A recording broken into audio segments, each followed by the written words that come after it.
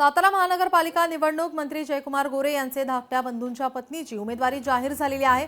शेखर गोरे यांनी पत्नीची कमळ चिन्हावरून उमेदवारी जाहीर केली आहे। सोनल गोरे कमळ चिन्हावरती आता निवडून येणार आहे। पुढील काळामध्ये भाजपचा आमदार आपणच होणार असं शेखर गोरे यांनी म्हटलंय। मंत्री जयकुमार गोरे यांच्या समोर बंधू असल्याने आता मोठा आव्हान असेल। मला सीएम साहेबांचा फोन आलाय। सीएम साहेबांचा आदेश आहे, शेखर भाऊ तुम्हाला भविष्यात आम्ही आमदार करणार आहे, तुम्ही आता माघार घ्या, अन्यथा तुम्ही कमळ चिन्हावर लढा।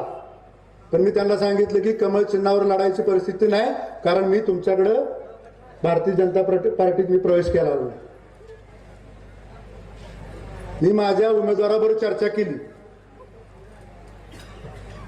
उमेदवाराने मला सांगितलं, भाऊ भविष्यात जर तुम्ही आमदार होत असेल तर आम्ही माघार घ्यायला तयार आहे। काय लोक म्हणतात उमेदवारी दिली नाही। या मंदिरासमोर सांगतो, जयाभाऊने सांगितलं होतं तुला किती जागा पाहिजे भाजपमध्ये। आम्ही सांगितलं 8 उमेदवार आम्ही उभं करणार आहे।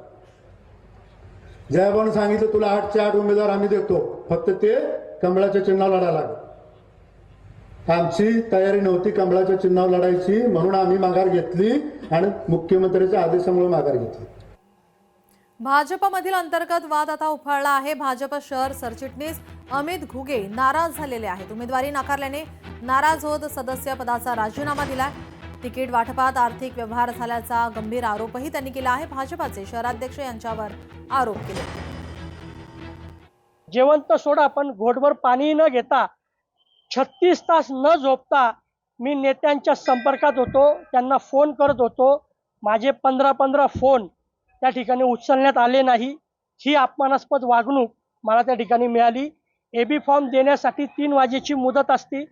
प्रयत्न सोडायचे नाही म्हणून मी 3 वाजेपर्यंत प्रयत्न करत होतो, परंतु मला त्या ठिकाणी अतिशय अपमानाची वागणूक मिळाल्यामुळं उमेदवारी न मिळण्याच्या दुःखापेक्षा जी वागणूक मिळाली त्याचं दुःख मला मोठं आहे आणि म्हणून ही मी भूमिका आज घेतली।